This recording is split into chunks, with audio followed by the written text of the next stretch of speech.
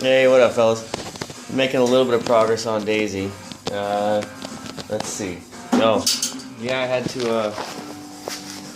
to basically make the oil pan. This was a $470 road racing pan from Milidon, and I had to cut the sides shorter, narrow it up. Then I had to modify the trap doors inside. Then I had to take this whole sump and slide it forward this much. You can see here that strip I've added. Let's see, I had to clearance it for the steering. I added a level, or a sight level, and then the back of it I tapered downhill so that way the oil will run to the sump, because it was just flat to begin with. What the fuck, Milidon? You couldn't add a taper to it. And then I'm making a little bit of progress on the motor. This is just a mock-up motor. This is not the engine that's staying in the car. This is just a 5.7.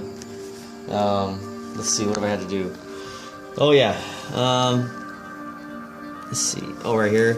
I had to weld a 10 AN bung to the hard pipe coming out of the power steering, so that way this will go to my power steering reservoir, which has the fins on it. It has a filter on it, so I can filter the power steering fluid. You know, it's race car bullshit, don't really need it, but it's there, I have it, and it was free.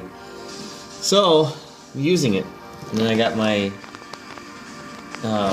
remote mount filter, got the radiator mounted, I got my accumulator down there. It's a 3-quart accumulator. I think I still got to finish mounting it.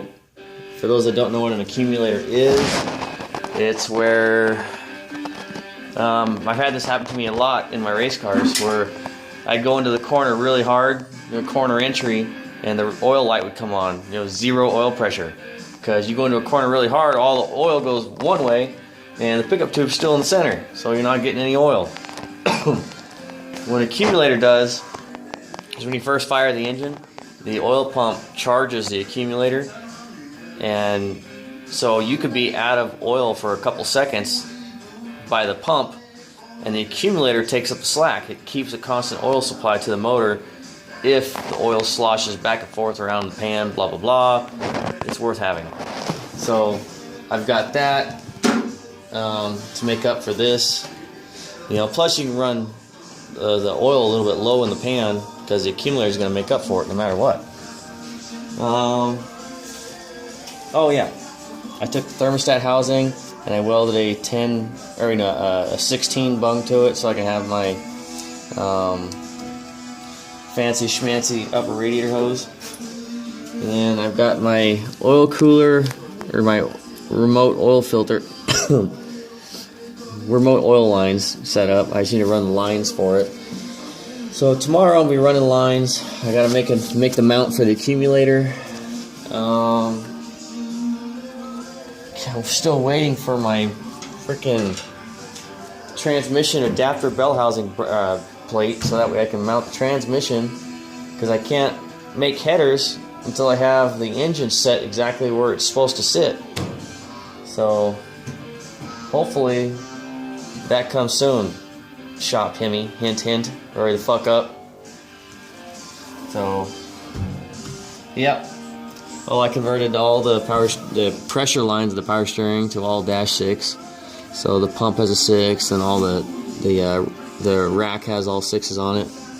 So tomorrow is going to be making a bunch of hoses, and I gotta mount the power steering reservoir. I still need to get a expansion tank for the radiator. And hopefully my pistons show up. I need my freaking pistons. Paid for 2-day shipping. A week later, I still don't have my fucking pistons. So, kind of having my doubts on this thing making it to the Mopar show. But we'll see. Anyway, I'll holler at you later, guys. Bye.